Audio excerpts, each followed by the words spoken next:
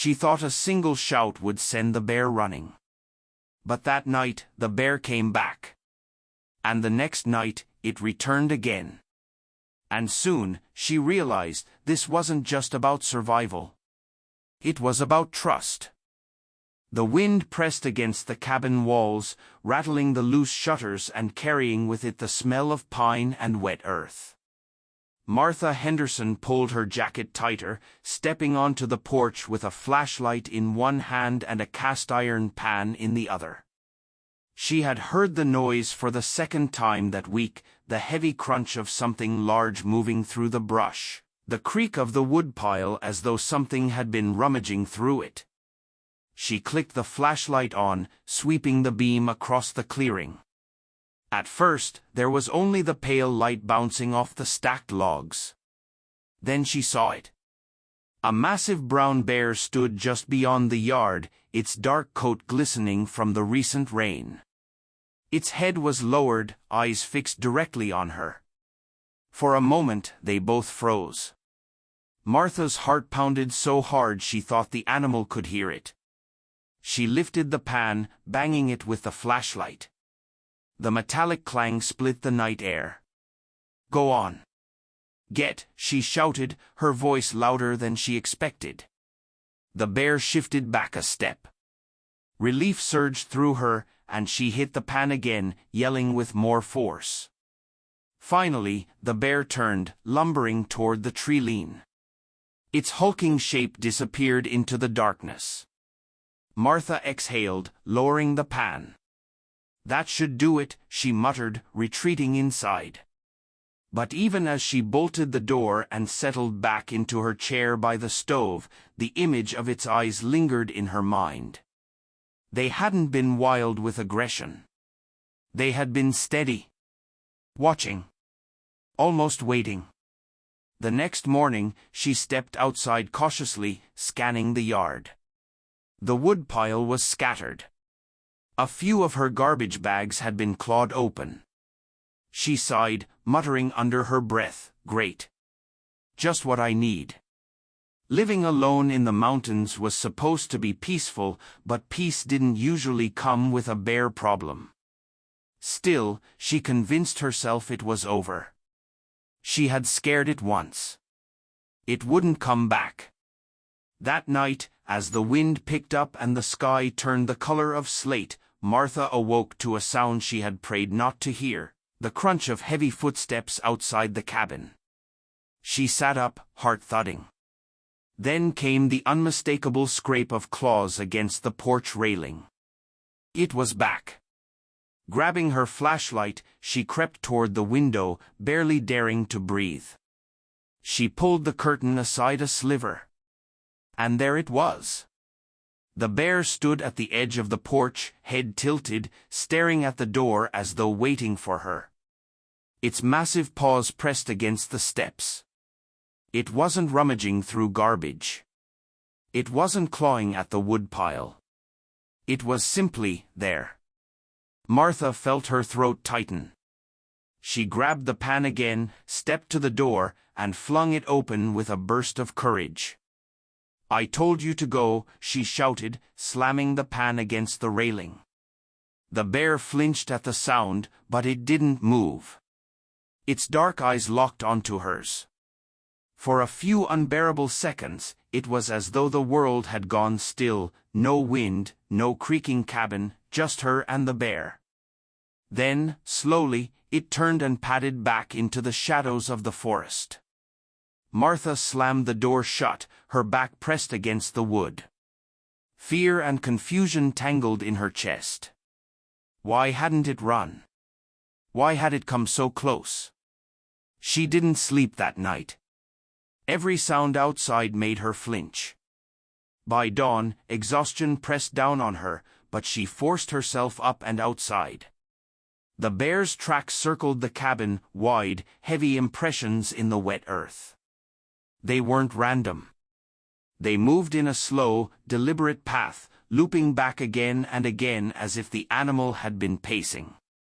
Martha crouched, tracing one print with her finger. "Why are you here?" she whispered. That day, she did everything she could to secure the cabin. She dragged heavy stones against the garbage bins, reinforced the woodpile, even set up a few tin cans strung on twine as a makeshift alarm. She told herself it was enough. But when night fell and the forest turned black again, her stomach knotted with dread. She sat by the stove, the pan and flashlight within reach, waiting for the sounds she feared most. And just after midnight they came. The slow, deliberate crunch of paws on gravel. The faint creak of the porch step. Her hand trembled as she reached for the flashlight. This wasn't chance anymore. The bear wasn't just wandering through. It was coming back. For her cabin. For her. But why? Martha forced herself to the window, pulling back the curtain. Her breath caught. This time, the bear wasn't alone. Behind it, in the shadows of the treeline, something smaller moved, low, quick, following close. Martha's breath fogged the cold glass as she pressed closer to the window. Her flashlight beam trembled in her hand, barely steady enough to catch the outline beyond the bear. At first, she thought it was a trick of the shadows, the brush moving with the wind, or the glint of wet leaves. But then it moved again, closer. Smaller, quicker. Her throat tightened. A cub. The bear on her porch wasn't just wandering. It was a mother.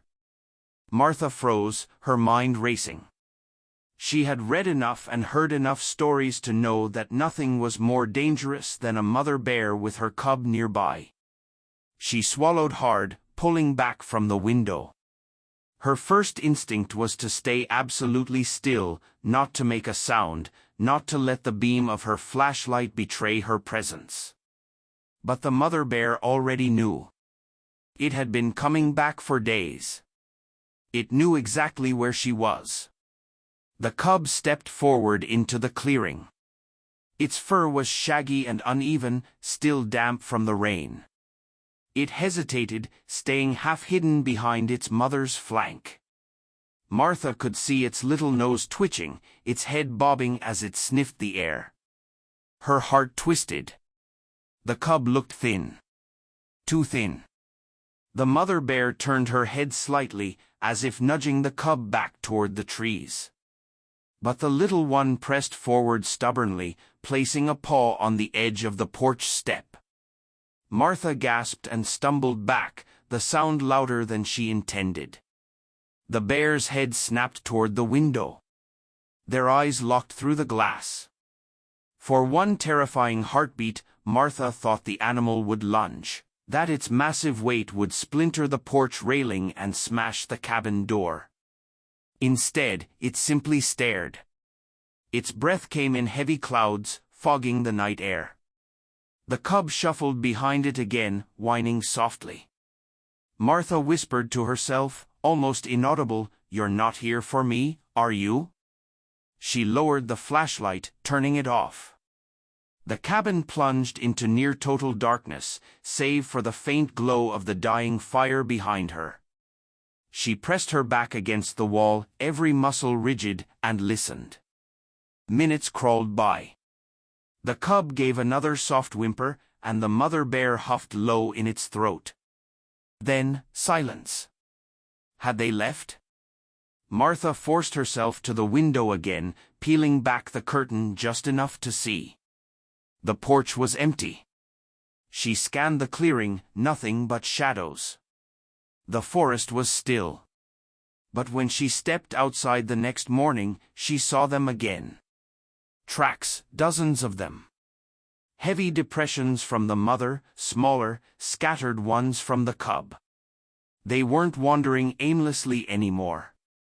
They circled the cabin in slow, deliberate arcs.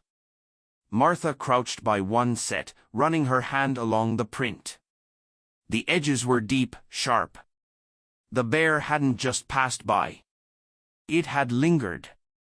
And the cub's prints, so small. Too small for this time of year. She straightened, unease curling in her gut. "They're starving," she muttered. That day, Martha couldn't shake the image of the cub pressing its paw against the step. She tried to distract herself with chores, chopping wood, patching leaks in the cabin roof, hauling water from the creek, but every task seemed to lead her back to the same thought. They weren't leaving. They couldn't. By evening, she had made a decision she wasn't sure she'd survive. She pulled open the pantry door, scanning her limited supplies. Flour. Rice. A half bag of oats. A few sealed jars of venison stew she had canned last season. And tucked at the bottom, an old sack of apples beginning to wrinkle. Her hand hovered over the apples. No, she told herself firmly. Feeding them is suicide. They'll never leave if you do that. But when the night fell again, and she heard the cub's soft cry echo from the trees, her resolve broke. Martha opened the door slowly, stepping onto the porch with the sack in her hand. The forest was black, her lantern casting a pale halo around her boots.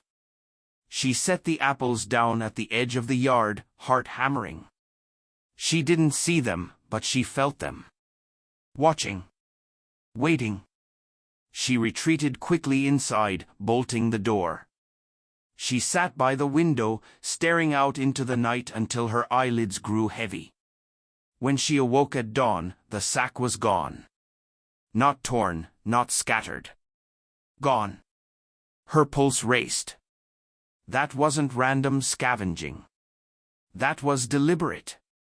The mother bear had taken it. For the next 2 nights, the same pattern repeated. Martha left a small offering, a handful of oats mixed with water, a jar of stew. Each morning, it was gone. But on the 3rd night, something changed. She heard the noise again, the crunch of heavy paws. But this time, it didn't stop at the yard. It came to the porch.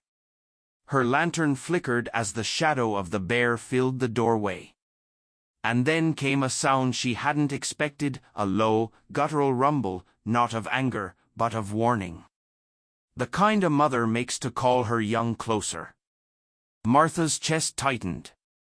She rose slowly, peering out the window. The cub was on her porch. Sniffing. Pawing at the boards. Its wide, dark eyes turned toward her window, curious, searching. And behind it, the mother bear loomed, silent, waiting. Martha's breath caught. She stumbled back, her hand brushing against the cold iron of the pan by the stove. For the first time, she realized something terrifying. They weren't just passing through. They had chosen her cabin. The cub pressed its nose against the doorframe, leaving a wet smear. Then, with a sharp creak, the porch boards groaned, the weight of the mother bear moving closer, step by step, toward the door. The boards beneath the porch groaned again, louder this time, and Martha felt her pulse climb into her throat. She didn't dare move. Her lantern light flickered against the log walls, casting long shadows across the cabin floor. From outside, she could hear the cub's curious snuffling, its claws scratching lightly at the wood near the doorframe. Then came a heavier sound, a deliberate step. The weight of the mother bear pressing forward. Martha forced herself to breathe silently, shallowly. Her mind darted between options. She could bang the pan again. She could shout. But something in her gut told her this was different. The bear wasn't posturing.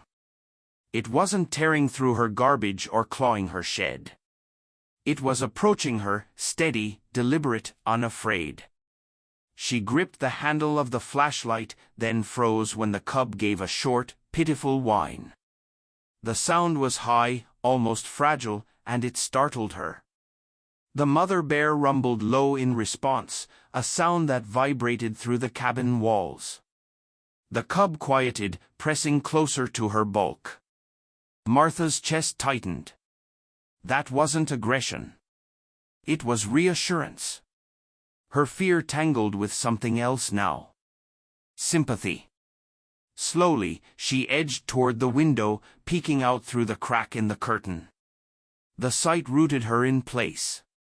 The cub was pawing gently at the porch step, nosing at a spot where the apple sack had once been. It looked smaller in the lantern glow than it had the night before. Its fur clung in damp patches, and its ears twitched nervously. Behind it, the mother bear stood still, head lowered, watching the cabin. Her eyes were fixed, not on the trees, not on the food, but on Martha's door. Martha whispered, "Why me?" The cub pressed its paw against the step again, then leaned forward as though testing the door. Its small nose left another wet streak on the wood. Martha's pulse hammered in her ears. The thought struck her hard, if they keep coming, they'll break in. Whether they mean to or not. She backed away from the window, mind racing. She needed a plan. Tomorrow she could call wildlife services, maybe even the ranger station in town. They'd relocate the pair, hopefully somewhere safer. But tonight, she was trapped.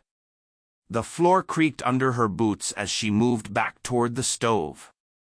And that creak, faint but sharp in the silence, made the cub's head snap toward the sound. It squeaked, a tiny sound of recognition. Then it pressed its paws against the door. Martha's breath caught. No, no, no, no. The mother bear shifted, massive weight settling onto the porch boards. The wood groaned so loud Martha thought it would splinter. She stumbled back, heart pounding so violently she thought it might give her away. Then, just as suddenly, the sound stopped. Silence. Minutes passed, slow and dragging. Martha stood frozen by the stove, gripping the pan so tightly her knuckles whitened. Finally, she dared a glance back at the window. Empty porch. Her knees weakened, nearly giving out under her. She pressed a hand against the wall to steady herself. They left, she whispered. They finally left. But even as she said it, doubt gnawed at her. The next morning confirmed it. The porch was smeared with prints, deep, wide impressions from the mother, smaller ones overlapping from the cub. The wood bore fresh scratches, long shallow lines from the cub's claws. And near the doorframe, a damp streak still glistened where its nose had pressed. Martha crouched, her hand hovering over the mark. She didn't need to be a tracker to understand what it meant. They weren't testing her food stores anymore. They were testing her. Her thoughts circled the same impossible question all morning, why my cabin? By noon, she gave in and drove into town. The mountain road wound down into the valley, where the little ranger outpost sat tucked between a hardware store and a gas station. She parked, her tires crunching against gravel, and marched inside. The man behind the counter looked up from a stack of paperwork. Ranger Tom Walters. Grizzled, mid-50s, with the kind of presence that suggested he'd seen every kind of wilderness trouble imaginable. Martha, he said, raising a brow. You look like you've seen a ghost. Not a ghost, she muttered. A bear. And her cub. His expression sharpened instantly. How close? Close enough I could have opened my door and touched them. Tom swore under his breath. He motioned her to sit, grabbing a notepad. Tell me everything. She did, the noises, the tracks, the offerings of food, the cub's frailty, the way they kept returning. As she spoke, Tom scribbled notes, his brow furrowing deeper with every detail. Finally, he sat back. This isn't good. If they're hungry enough to come that close, and bold enough not to spook when you yell, they're desperate. Relocating them might be the only safe option. Martha chewed her lip. And if you relocate them? odds are the cub won't survive. Too weak. And the mother, well, some don't adjust. He sighed, closing the notebook. I'm sorry, Martha. I know that's not what you want to hear. But this is a problem that can't wait. She sat stiffly, torn between relief and dread. Relief that there was a plan. Dread that the plan meant separating a mother and her cub from the only chance they might have. Let me think about it, she said finally. Tom gave her a hard look. You don't have long. Bears that lose fear of humans don't usually get a second chance. That night, back at her cabin, Martha sat in her chair by the fire, Tom's words echoing in her head. Her eyes drifted to the window more often than the flames. The forest outside was silent at first. But just after midnight, she heard it. The slow, deliberate crunch of paws. She tightened her grip on the pan, every nerve straining. And then, soft, almost tender, the sound of the cub's whimper. Martha's eyes stung. She rose, walked slowly to the window, and pulled the curtain aside. There they were. The cub sat on the porch step, head lowered, ribs showing even more clearly in the lantern glow. The mother stood behind, her eyes meeting Martha's through the glass. And this time, instead of fear, Martha felt something else entirely. They weren't predators at her door. They were beggars. The cub suddenly stumbled, collapsing against the porch step with a soft cry. The mother bear huffed sharply, nudging it with her nose. But the cub didn't rise. Martha's hand shot to the door latch. The cub's small body slumped against the porch step, and the sound it made, a weak, broken whimper, tore straight through Martha. She had seen sick dogs, injured deer, even an orphaned raccoon once, but nothing hit her like this. A mother bear helplessly nudging her cub. The mother's massive head pressed against the cub's side, urging it up. The cub gave a faint twitch, lifted its head, then sagged again. A low, guttural moan rumbled from the mother's throat. Martha's hand hovered on the latch. Don't do it. Don't open it. You're insane if you do. But another voice whispered louder, if you don't, that cub may not survive the night. Her chest tightened. She backed away, pacing the small cabin. Think, Martha. Think, she whispered. What could she possibly do? She wasn't a vet. She wasn't even supposed to be this close. She should have let Tom take care of it. She stopped. Her eyes drifted to the pantry. The last jar of venison stew sat there, sealed tight, a relic of the previous winter. She'd been saving it for herself, one of those meals you didn't touch unless you absolutely had to. Was this one of those times? Her body moved before her brain caught up.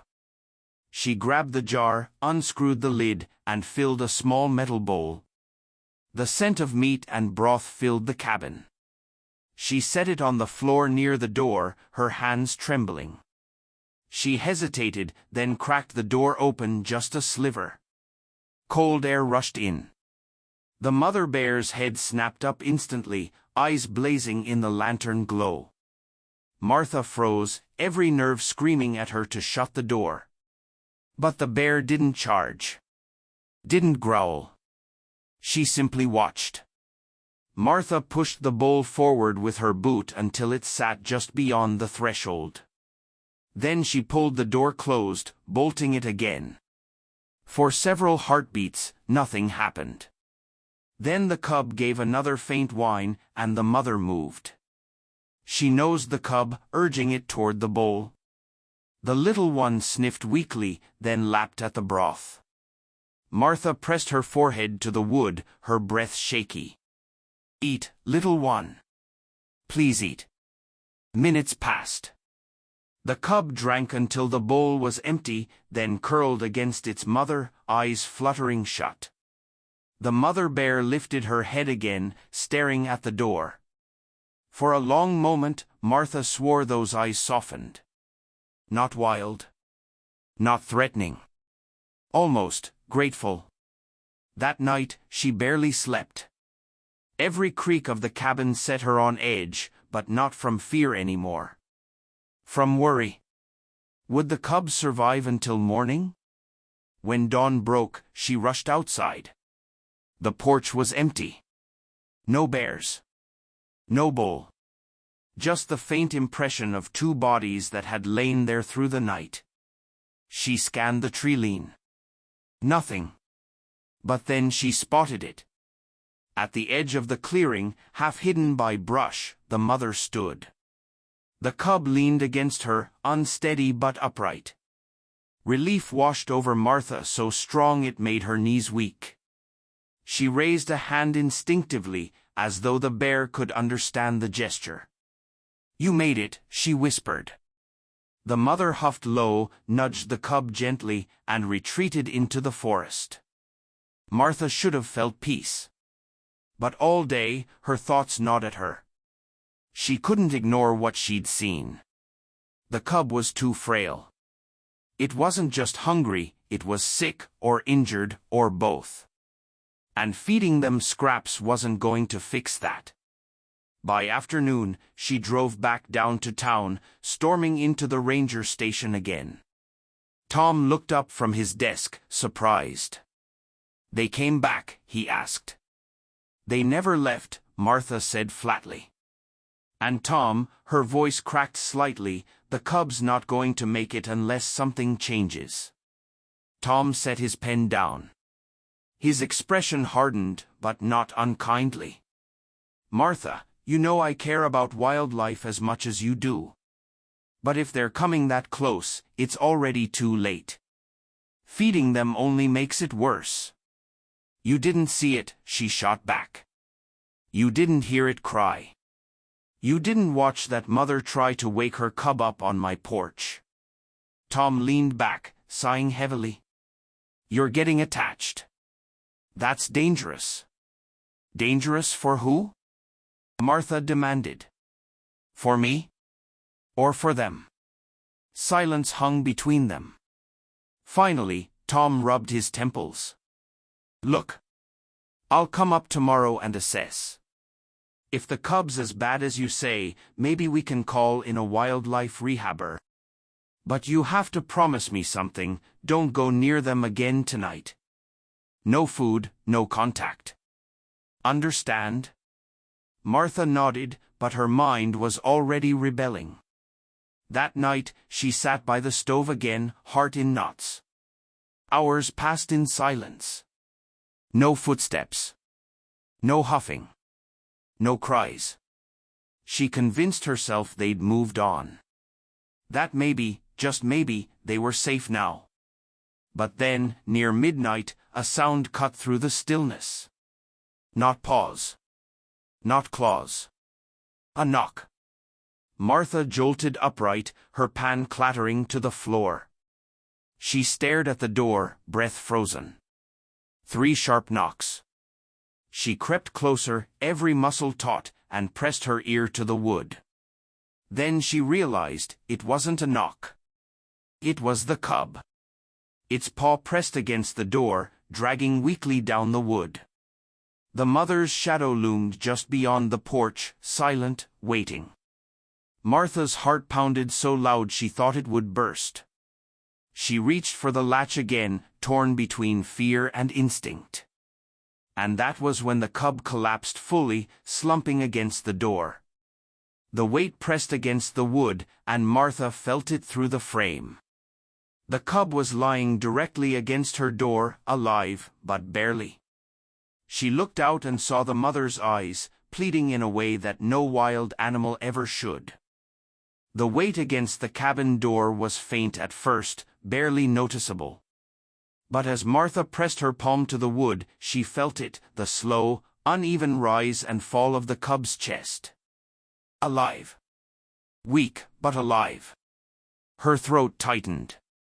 She had never been so close to a wild bear before, never mind with nothing but a plank of wood between them. Her mind screamed at her to back away, to let nature run its course. This wasn't her fight. This was the forest's. But then came the sound. A soft whimper, muffled through the door, almost human in its fragility. The kind of sound that bypasses reason and lands directly in the heart. The mother bear huffed low, pacing once, then stopping. She wasn't clawing. She wasn't roaring. She was waiting. Martha's hand trembled as it hovered over the latch. If I open this door, there's no going back. She pressed her forehead to the wood, her voice barely a whisper. What do you want me to do? The cub whimpered again, its body shifting weakly against the frame. Martha backed away, her thoughts racing. She couldn't open the door, not with the mother looming just feet away. But she couldn't sit idle either. Her eyes darted to the pantry again. She grabbed the last of the oats, mixing them hastily with warm water in a tin bowl. Then she sliced what little venison she had left, adding the scraps. She carried the bowl to the door and slid it across the threshold, just wide enough for the cub to smell it. Then she shut it quickly, bolting it tight again. She crouched, peeking through the crack. The mother leaned down, nudging the cub gently toward the food. The cub sniffed, then weakly lapped at the mixture. It wasn't much, barely a handful, but it was enough to make it lift its head. Martha pressed her fist to her mouth, watching with tears in her eyes. That's it, little one. Keep going. The mother bear remained still, her massive head occasionally turning toward the door, eyes glinting in the lantern glow. There was no rage there, no threat. Only watchfulness. When the cub finished, it sagged against its mother's side. The big bear bent, nosing it again, and then, to Martha's disbelief, she lay down right there on the porch. Her bulk pressed against the railing, her body curled protectively around the cub. Martha sat frozen for what felt like hours, listening to the deep, rhythmic breaths outside. A wild bear, sleeping on her porch. A cub, half alive, leaning against her door. It was madness. She didn't sleep. She couldn't. She sat in the chair by the stove, eyes locked on the door, heart torn between fear and awe. By morning, the porch was empty again. The boards bore fresh impressions, the cub's small paw prints, the deep gouges from the mother's claws as she shifted her weight. Martha exhaled shakily. They'll be back, she whispered. And she was right. That evening, just after sunset, the sound came again, the crunch of paws, the faint whimper. Martha's stomach twisted as she rushed to the window. The cub was back on the porch. And this time, it didn't look any stronger. Its legs wobbled as it moved, collapsing onto the boards. The mother stood behind it, not pushing, not growling. Just waiting. Martha felt anger rise, not at the bears, but at the situation. You're starving to death in front of me, and all I can do is sit behind this glass? She grabbed her keys and drove to town again, storming into the ranger station just as Tom was preparing to leave. Martha, he said, surprised. Again? They came back. The cub's worse. It barely stands now. Tom's jaw tightened. Then we need to call wildlife services tonight. No more waiting. Rehab, Tom. You said maybe a rehabber could help. Maybe, he said, reluctantly. But catching a mother and cub isn't easy. We'd need traps. Sedatives. It's a dangerous operation, for us, and for them. Martha stepped closer, her voice hard.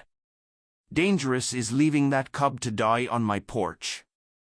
Tom studied her, then finally sighed. I'll make some calls. But you need to stay inside tonight. No food.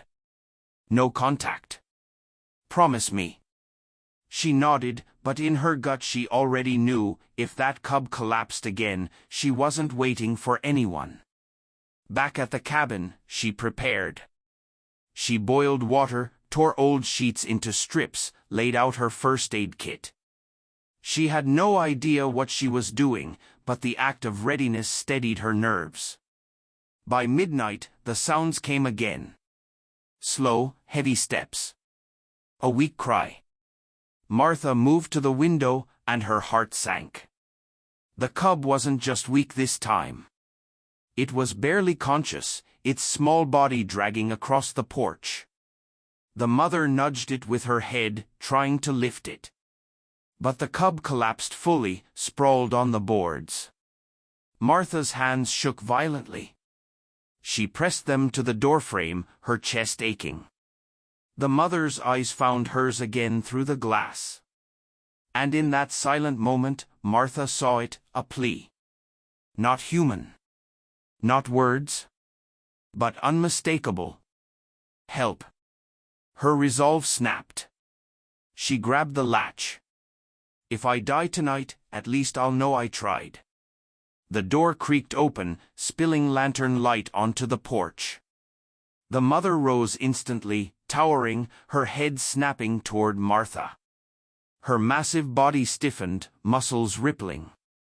For a breathless second, Martha thought she had made the worst mistake of her life. But then the bear stilled. Her head dipped. She stepped back one pace, leaving the cub in the open. Martha swallowed hard, her voice breaking. You're letting me." She dropped to her knees, crawling forward. The cub lay limp, its shallow breaths fogging in the cold. She reached out, her hands trembling, and touched its fur. Warm. Too warm. Fever. The mother huffed, low and warning, but didn't move closer. Martha scooped the cub gently, cradling it against her chest. Its body was shockingly light. She turned, retreating inside, the door still wide open. Behind her, the mother shifted but didn't follow. Martha laid the cub by the fire, wrapping it in the strips of cloth she had prepared. Its small eyes fluttered, meeting hers for the briefest moment before closing again. Her chest ached with a mix of terror and wonder. She had just brought a wild bear cub into her cabin. And the mother bear was still outside, waiting. The cub shuddered in her arms, letting out a weak cry. Outside, the mother bear growled low, not in anger, but in warning. Martha realized with a jolt, if she couldn't keep the cub alive through the night, the mother might not just walk away in the morning. The cabin felt smaller than ever before. The fire crackled in the stone hearth, throwing long shadows against the wooden walls. Martha knelt on the floor beside the cub, her hand hovering just above its thin flank. She could feel the shallow rise and fall of its breath, each one weaker than the last. Outside the open door, the mother bear paced the porch. The boards creaked under her weight as she moved back and forth, pausing now and again to peer inside. Her low, rumbling breaths filled the silence between firewood pops. Martha had never been so aware of her own heartbeat. It pounded in her ears, a relentless reminder of what was at stake. She dipped a rag into the pot of warm water and pressed it gently against the cub's head. The animal's fur was hot, sticky with sweat. Fever. She remembered her mother's words from years ago, cool them down slowly.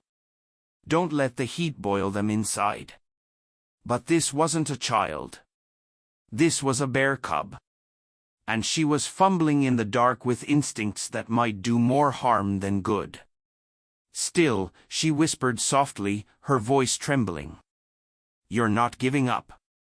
Not tonight. The cub stirred faintly, a weak cry slipping from its throat. Martha's chest ached. She looked over her shoulder at the doorway. The mother bear's silhouette filled it, a mountain of fur and muscle, backlit by the moonlight. Her eyes caught the glow of the fire, shining like molten amber. "I'm trying," Martha whispered, not sure if she was talking to the cub or its mother. Hours passed in fragments. Martha dampened cloth after cloth, pressing them against the cub's body. She dribbled tiny drops of water along its lips, hoping some found their way down its throat. Each time she moved, the mother huffed, her claws scraping against the porch boards. But she never came inside. She stood her vigil at the threshold, a sentry of the wild world. At one point, the cub's breathing slowed so much Martha thought it had stopped. Panic surged, and she pressed her ear against its chest. Faint, but there, a fluttering rhythm, fragile as a bird's wings. She stayed that way for minutes, afraid to move. When dawn began to lighten the horizon, Martha's body shook from exhaustion. Her eyes burned, her arms numb from cradling the small bundle. But she hadn't let go. She couldn't. The cub's fever had cooled slightly, though its body was still weak, limp as a rag. Martha didn't know if that was progress or simply the calm before the end. Then came the sound. A long, guttural moan. Not from the cub, from outside. Martha stiffened, glancing at the doorway. The mother bear was standing now, head lifted, nostrils flaring. She made the sound again, deeper this time, vibrating through the wooden boards. Martha swallowed hard. She knows. The cub whimpered faintly at the sound, shifting weakly in the cloth. The mother's massive body lurched closer to the door, paws pressing against the frame. For the first time, she leaned in, her nose crossing the threshold. Martha's whole body froze. The scent of earth and pine clung to the animal's fur, sharp and wild. Her hot breath filled the cabin, mingling with the smoke of the fire.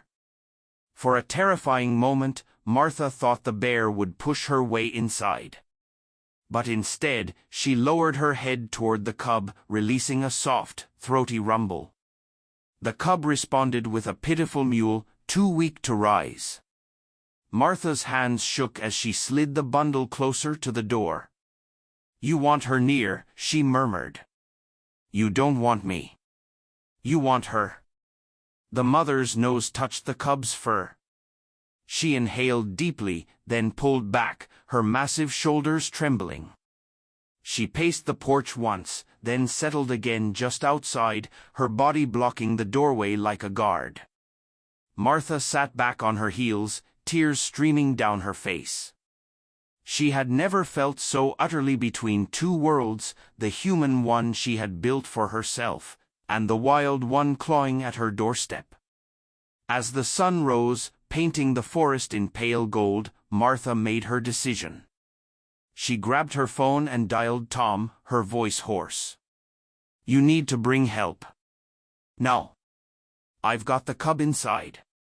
It's not going to make it if we wait any longer." There was silence on the line before Tom swore under his breath. "You did what?" "I didn't have a choice, Tom. It would have died on the porch." "Martha," his voice softened, tired. "You realize what you've done? The mother's not going to leave. If she thinks we're taking her cub, then you'd better figure out a way to do this right. Because I'm not letting it die." Tom exhaled sharply. "Stay put. Don't touch it anymore. I'll bring a team." Martha hung up, her hands trembling. She turned back to the cub, smoothing the damp cloth over its back. "We're going to get you through this," she whispered. "You hear me? We're not stopping now." But as she said it, doubt gnawed at her chest. Wildlife services might not come with the same intention she had. They might see danger where she saw life. And outside, the mother bear growled low again, her massive form shifting restlessly. She had tolerated Martha for one night. But how long would that tolerance last, especially if strangers approached? Martha pressed her palm to the cub's side, feeling the faint heartbeat. The mother's growl rumbled like distant thunder through the doorway. She realized she had put herself in the center of a storm, and there was no way out that didn't risk breaking something precious. A distant sound broke the morning calm, the crunch of tires on gravel. Tom was coming with his team. Martha looked from the cub to the doorway where the mother bear waited, massive and unyielding. She whispered, "God help us. This is about to end badly." The crunch of tires on gravel carried through the still morning air. Martha's stomach clenched as she crouched by the fire, her hand still resting on the cub's trembling flank. Outside, the mother bear's ears twitched. She rose to her full height, muscles rippling beneath her thick fur, head turning toward the sound. Her growl was deep, primal, a sound that belonged to the forest and not to human ears. Martha whispered, her voice low. "Please, don't lose trust now." The cub stirred weakly at the noise. Its eyes fluttered, then closed again. Martha's chest ached as she looked down at it. She had risked everything to keep it alive through the night, but now she wasn't sure what she had invited by calling Tom. A truck door slammed outside. Then another. Male voices carried, muffled but urgent. Boots scraped gravel. The mother bear turned fully, placing herself between the sound and the cabin. Her breath steamed in the cool air as she planted her paws wide, towering against the tree lean. Martha darted to the doorframe, holding her arms out instinctively. "Tom!" "Stop!" she shouted. The voices went quiet. Then Tom's steady tone, "Martha? Where is she?" "On the porch." "She's right here. Don't come closer." A pause. Then the crunch of footsteps slowed, cautious. "And the cub?" Martha hesitated, glancing back at the small bundle by the fire. "Inside. With me." She could almost feel Tom swearing under his breath from where he stood. "You realize what that means," he called, his voice sharp. "You've put yourself between a mother and her cub." "That's—" "I know what it is," she snapped. "But if I hadn't, it would be dead already." The mother bear growled at the shouting, lowering her head. Her jaws opened, flashing teeth, the sound reverberating like rolling thunder. Martha turned back toward the cub, kneeling once more. Her hands trembled as she checked its breathing. Still faint. Still fragile. Tom's voice cut through the tension. "Martha, listen to me. We've got a team here with tranquilizers. We can sedate the mother, take the cub to rehab. But you need to move away. Now." She looked toward the doorway, her body stiff. The thought of strangers storming her cabin, needles raised, dragging the cub away, it made her sick. Her voice dropped to a whisper, mostly to herself. "She trusted me. She let me take him in." The cub whimpered faintly, shifting its paw. Martha leaned down, whispering, "I won't betray that. Not like this." Tom must have seen her silhouette against the firelight. His tone hardened. "Martha, don't make this harder than it already is. That bear could kill you in a heartbeat. We have to act before it turns ugly." The mother bear paced outside, her massive body a shadow moving across the porch. She wasn't lunging. She wasn't tearing at the door. But every fiber of her stance screamed warning. Martha shook her head. "If you dart her now, she might never wake up. Or she'll wake up and never find her cub again. You can't do that, Tom. Not here. Not like this." There was silence outside. Then, softer, What's your plan then, Martha? You keep it? Raise it in your cabin? That's not how this works. She closed her eyes, pressing her forehead against the cub's damp fur. No. I just want to give him a chance until he's strong enough to survive out there. With her. The cub gave a faint shiver. Martha pulled the cloth tighter around it. Another voice outside muttered something. She heard the metallic clink of a rifle being checked. Her chest clenched. No, she shouted, louder this time. No guns. No darts. Not unless I say so. Martha, Tom's voice warned. She rose to her feet, moving into the doorway, her body framed by the firelight behind her. Her hands shook, but she lifted them anyway, palms out toward the men at the edge of the clearing.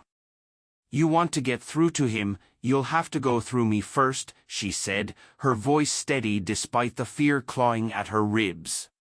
A long silence followed. The only sound was the mother bear's heavy breathing and the faint crackle of the fire. Finally, Tom stepped forward into view, his hands raised to show he wasn't carrying a weapon. His face was tight, jaw clenched, but his eyes held something else, respect, maybe, or reluctant trust. All right, he said carefully. We wait. But Martha, you're playing a dangerous game here. For you, for her, and for that cub. I know, she whispered. The men pulled back toward the truck, their movements slow and deliberate. The mother bear watched every step, her ears twitching, her muscles taut as bowstrings. When they were far enough away, she settled again, her massive body pressed to the porch, eyes locked on the cabin door. Martha sank back to her knees beside the cub, exhaustion flooding through her. She stroked its fur gently, whispering, You've bought some time. That's all I can give you. But maybe it's enough. The cub stirred, its eyelids fluttering. For the first time since the night before, its paw shifted with a touch of strength. Martha's heart leapt. She pressed her face close, whispering fiercely. That's it. Come on, fight. The mother rumbled outside, low and steady, as if echoing the plea. Martha glanced at the doorway, her throat tight. We're in this together, aren't we? The cub coughed weakly, a rasping sound that jolted her with dread. She pressed her ear close to its chest. The rhythm was still there, but uneven, fragile. Her hope wavered. If the fever broke, it might recover. If not, she didn't want to finish the thought. The fire crackled louder, sparks lifting into the air. Dawn light brightened, filling the cabin with gold. And with it came the growing realization she was on borrowed time. Tom wouldn't wait forever. The cub wouldn't survive forever. And the mother bear's patience, though astonishing, had its limits. The cub shivered violently, its breathing sharp and uneven. Martha's heart plummeted.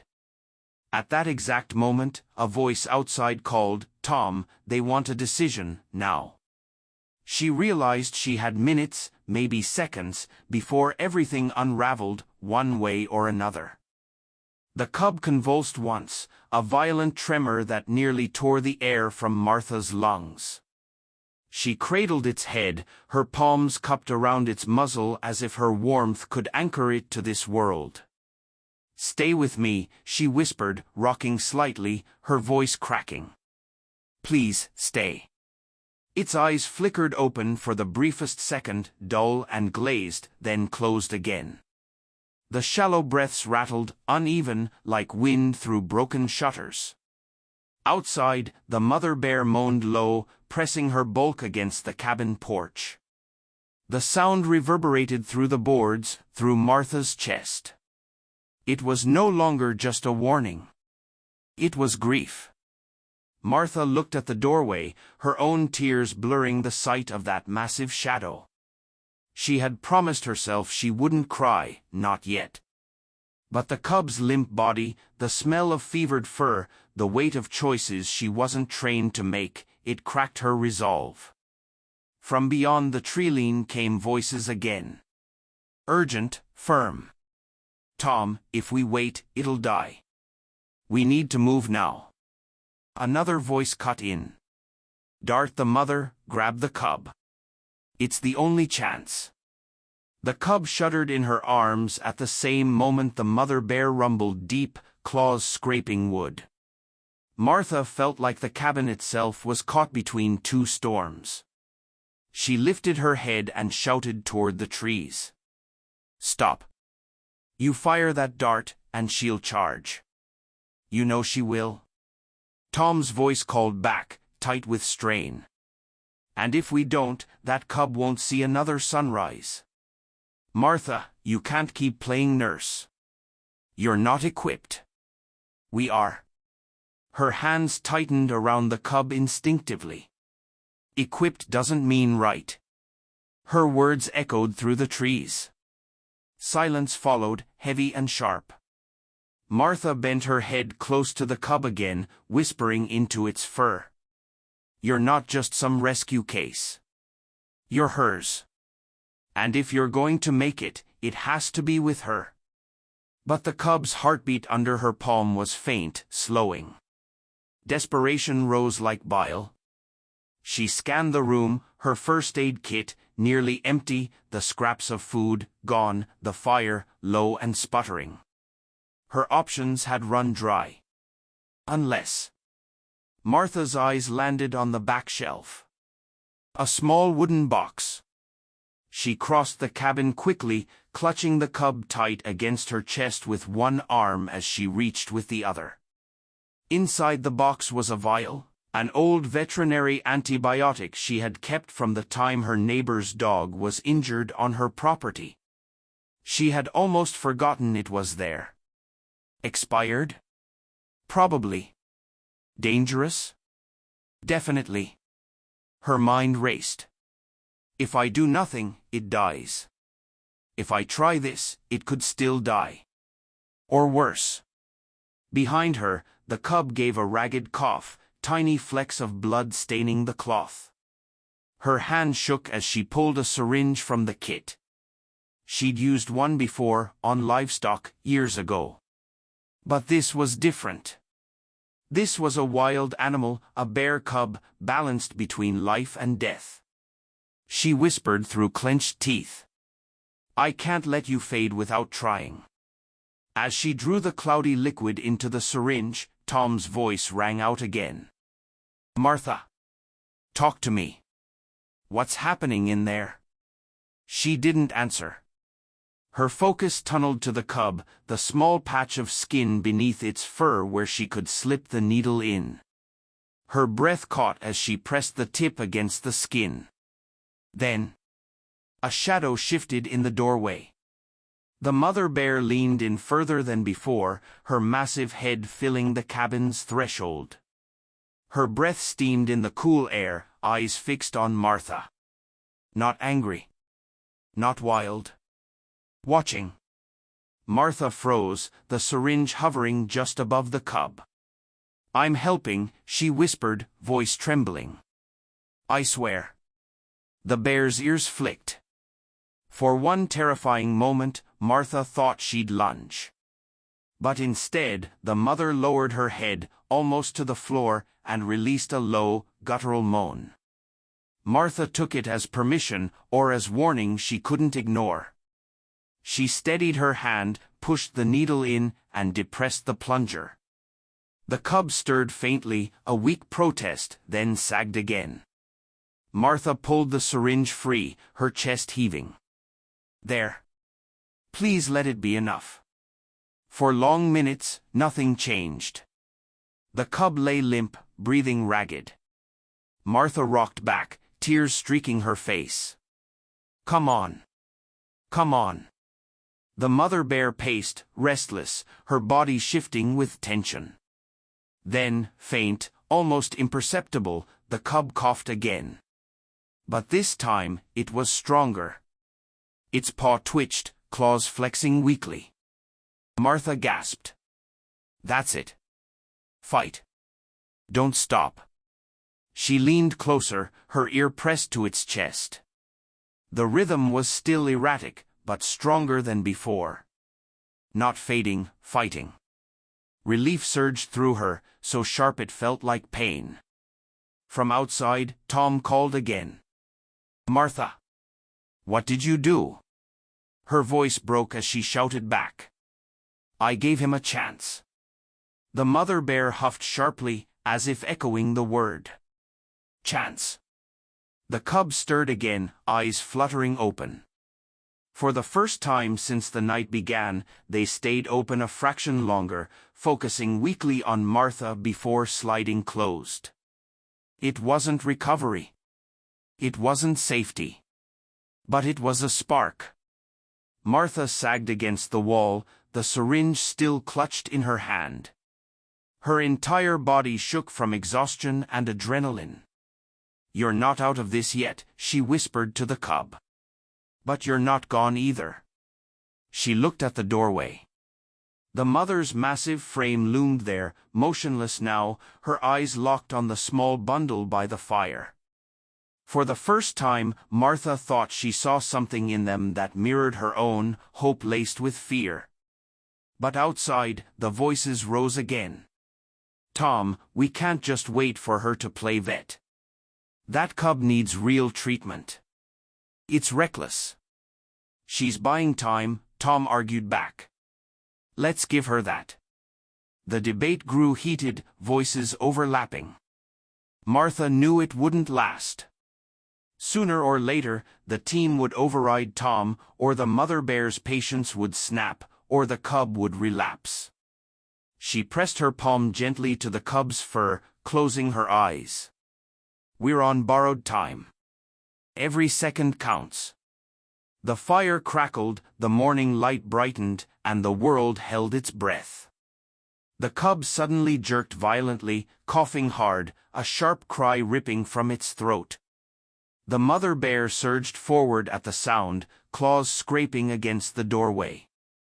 Outside, Martha heard the unmistakable metallic click of a tranquilizer being armed. She realized with horror, if the cub cried again, it might trigger everything at once. The cabin was too small for what it held inside. Martha knelt by the fire, the cub trembling faintly in her arms, the syringe discarded beside her. Smoke from the low embers mingled with the musk of bear fur, the sourness of fever, and the metallic tang of her own sweat. She hadn't moved in what felt like hours, but the world around her was in motion, alive, threatening, waiting to collapse. The cub spasmed again, this time stronger, its small body lurching against her chest. Its mouth opened, dragging in air that whistled faintly in its throat. A cry escaped, a sound halfway between a bleat and a roar. High-pitched, desperate. The sound froze her blood. Because the mother bear heard it too. The massive head in the doorway jerked upward, ears forward, eyes blazing with sudden urgency. She pushed her bulk against the frame, splintering wood. The low groan she released was not the mournful tone from before. It was sharp, commanding. Mine. Outside, voices shouted over one another. She's moving, get ready. Hold your fire, damn it. Tom's voice cracked through the tension like a whip. Martha could hear the metallic snap as someone chambered the tranquilizer dart. The sound was unmistakable, final. No. Martha shouted, voice breaking. She clutched the cub tighter, as if the force of her arms could shield it from both the rifle outside and the bear inside. Don't shoot. If you shoot her now, it's over, for all of us. The cub whimpered again, a pitiful sound, and Martha felt the vibration of claws raking wood. The mother bear was seconds from forcing her way inside. Her mind spun through impossible choices. If the officers fired, the mother might fall, but not before she tore through the cabin. If they didn't, she might crush Martha herself in her desperation to reach the cub.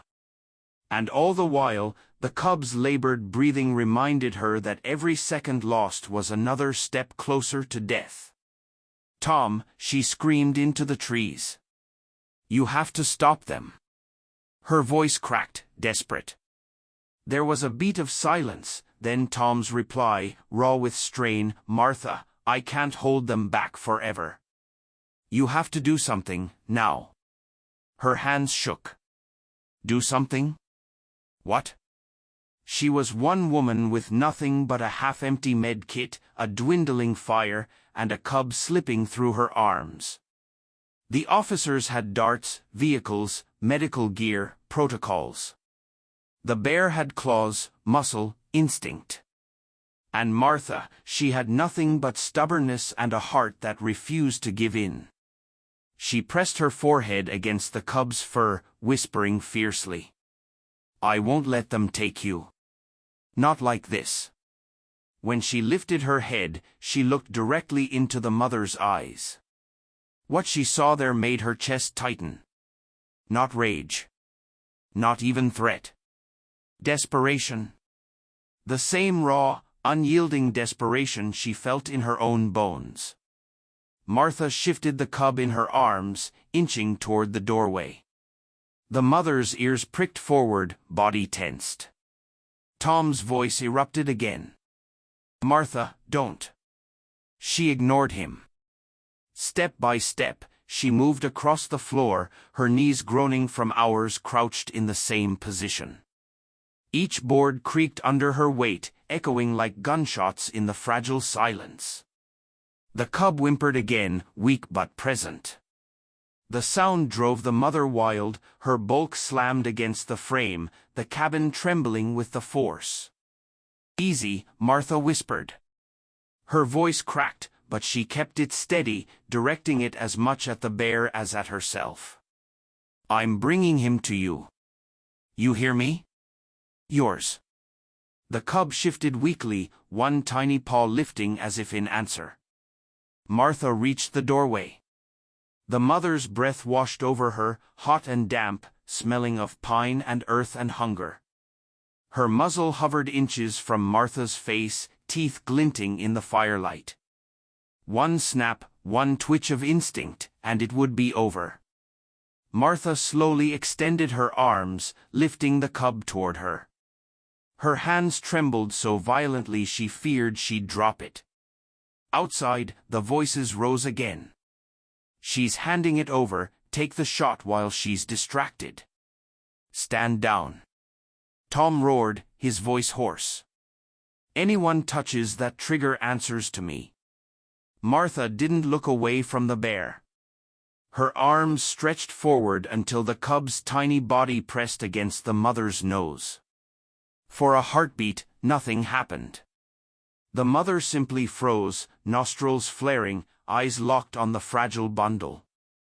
Then, softly, gently, she nosed the cub, inhaling its scent. A sound rumbled from her chest, a deep vibration that resonated in Martha's ribs. Not a growl. A call. The cub responded weakly, paw twitching, a faint squeak escaping its throat.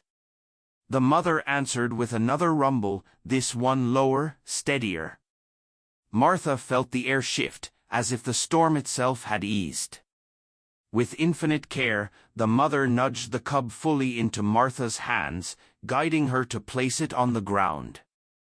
Martha obeyed, lowering it gently onto the wooden boards. The mother's massive paw reached in, claws curling delicately as she hooked the cub against her chest and drew it toward her. The sight left Martha trembling. The sheer size of that paw against the cub's fragile frame should have been terrifying. But there was no violence in it. Only a mother reclaiming her child. For a moment, everything was still. The only sound was the cub's labored breathing and the mother's low hum, a sound like a lullaby in bear's tongue. Martha sagged against the doorway, every muscle quivering with exhaustion. Behind her, the fire popped. Outside, boots shifted on gravel, rifles clicked in restless hands. Tom's voice cut through it, softer now, almost reverent. She did it. But the moment of peace was fragile. The cub's cries had carried farther than Martha realized, echoing into the trees. From the shadows, a new sound rolled forward, the long, chilling howl of a wolf. The forest answered with more howls, overlapping, growing louder. The officers cursed under their breath. Great. As if we didn't have enough trouble. The mother bear lifted her head sharply, ears pricked. She pulled the cub closer, her muscles bunching with tension. Martha's stomach dropped. She knew what wolves could do to a cub too weak to stand. And she knew the mother wouldn't be able to fight them off alone, not with the cub like this. Her eyes darted to the officers, then back to the bear. Her pulse hammered. The fragile line between worlds was about to snap again. The mother bear stepped fully onto the porch, cub clutched against her chest, her massive frame silhouetted against the morning light. From the tree-line, wolf howls grew nearer, circling. The officers raised their weapons, torn between protecting themselves and avoiding a trigger that would end in blood. Martha stood in the doorway, breath ragged, realizing she had only seconds to decide, stand with the bear or with the men. The wolves broke cover first. Their shapes glided between the birches, shadows with eyes, lean bodies slipping through underbrush with purpose. Their howls had already rolled like thunder, now the growls carried, low and deliberate, vibrating through the dawn air. The mother bear stood on the porch, cub pressed to her chest. She was a fortress of muscle and fur, but Martha could see the tremor in her frame, the hesitation. A healthy bear could scatter wolves with a single charge, but this one had been drained, stretched thin over too many nights without rest. She was strong, but not invincible. The cub let out another thin cry, weaker than before. That sound drew the wolves closer. Predators circled at the edges of the clearing, ears flat, their breath misting in the morning light. Behind Martha, the officers shifted their weight, the air thick with human indecision. Boots scraped on gravel, rifles tilted up and down, knuckles whitened on triggers. Tom, one of the younger men, muttered, "If the wolves move in, we'll have no choice." Tom didn't answer. He was staring at Martha instead, jaw tight, waiting for her next move. Her pulse roared in her ears. She understood with bone-deep certainty, if the wolves closed in, there would be no clean outcome. The mother bear would fight, the cub would likely be torn apart in the chaos, and the men, scared, cornered, would shoot. Everyone would lose. So she did the one thing that had always defined her, the one thing that had driven her into the woods when others turned away. She stepped out of the cabin. The porch groaned under her weight as she moved to stand beside the bear. Her heart slammed so hard against her ribs she thought it might break. The men shouted her name, the wolves paused mid-step, the bear turned her massive head in disbelief. Martha raised her hands slowly, palms outward, as if trying to calm the forest itself. "No one fires," she said, voice steady despite the quake in her chest. "Not unless you want to start a war we can't win." The wolves snarled, fanning out, their paws silent on the damp earth. The alpha, a massive gray with a scar over one eye, slunk forward, shoulders rolling, gaze fixed not on the bear but on the cub clutched against her chest. Martha stepped down from the porch. The wolf's eyes flicked to her, wary but not deterred. Behind her, Tom hissed, "Martha, get back." She ignored him. The ground was cold under her boots, dew soaking through the worn leather.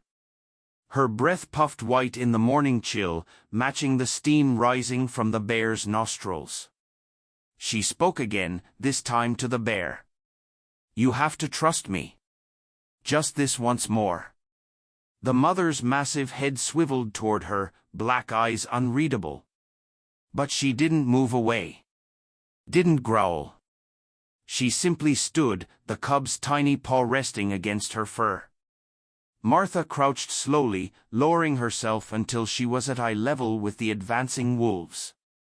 Her voice came low, steady, the same tone she'd used to talk skittish horses off ledges and coax injured dogs out from under porches. I know you're hungry, she whispered to them, as if words could weave a spell. But not this one. Not today.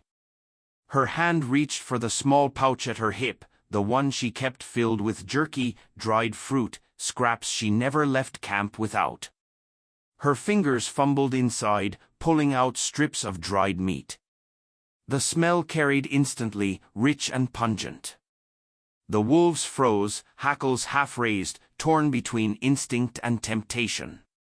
The alpha growled low, a sound like gravel shifting, but his ears twitched at the scent. Martha tossed a strip far to the side, letting it land with a wet slap on the moss. Two younger wolves darted after it, their hunger overriding their discipline.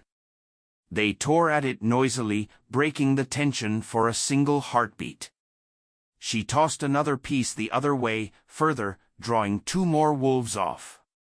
Every piece she had, she flung wide, scattering them into the underbrush. The wolves' focus shifted in pieces, drawn like threads unraveling from a knot. The alpha held longest. He stood his ground, eyes locked on the cub, teeth bared. Martha had one piece left. She held it up high, letting the scent drift on the air. Then she tossed it directly at his feet. The wolf hesitated. His ribs heaved with each breath. Hunger won. He snapped it up, chewing quickly, eyes still fixed on her even as he swallowed. The standoff broke. One by one, the wolves slunk back into the trees, dragging scraps with them, their shapes dissolving into shadow. Their howls echoed once more, fainter this time, as the forest reclaimed them. The clearing fell silent. Martha's knees nearly buckled with relief. Her chest heaved, her heart thudding like a war drum in retreat. She glanced at the mother bear, who still stood poised, cub nestled against her chest. The great animal's eyes met hers, and in that moment Martha felt something pass between them, not words, not even thoughts. Just a recognition, raw and undeniable, both had risked everything to protect what they loved. The officers lowered their rifles slowly, the metal sigh of safety's clicking off echoing in the stillness. No one spoke. Finally, Tom exhaled. "You're insane," he muttered, voice rough. Then, louder, "But it worked." Martha smiled faintly, her lips cracked and dry. "Sometimes that's all you've got." The bear shifted then, lumbering down from the porch. She moved past Martha without aggression, her bulk brushing so close Martha could feel the heat radiating off her fur. She walked into the clearing, her movements slow, deliberate. The cub squeaked weakly, nestled safely against her. The men tensed, but Martha raised her hand again. "Let her go." No one argued this time. The mother bear moved into the treeline, her shape fading into the shadows where the wolves had disappeared. For a long moment, her dark eyes lingered on Martha from the brush. Then, silently, she turned and was gone. Martha stood in the clearing, every bone aching, every nerve alive. The forest seemed to breathe again around her. Tom approached slowly, shaking his head. "You know you could have been torn apart out there." Martha looked at him, her voice quiet but firm. "I couldn't let her lose him. Not like that. Not after everything." He studied her for a long moment, then finally sighed. "Guess that's why it had to be you." She didn't answer. Instead, she turned back toward the cabin, where the fire still smoldered, where the echoes of the night lingered. She knew sleep wouldn't come for days. But she also knew the image of that mother bear walking into the woods with her cub alive would never leave her. And maybe that was enough. What would you have done? Faced with a mother bear, her dying cub, wolves in the shadows, and rifles at your back, would you have stepped forward? Or turned away? Sometimes the wild asks us to risk more than we think we can give. But it also shows us something unshakable: love, whether human or animal, can be enough to stand against the impossible. If this story moved you, remember, there are still places where humans and animals meet on the edge of survival. And sometimes, all it takes is one choice to tip the balance. If you believe in stories of survival, courage, and connection, subscribe. Because the wild isn't finished teaching us yet.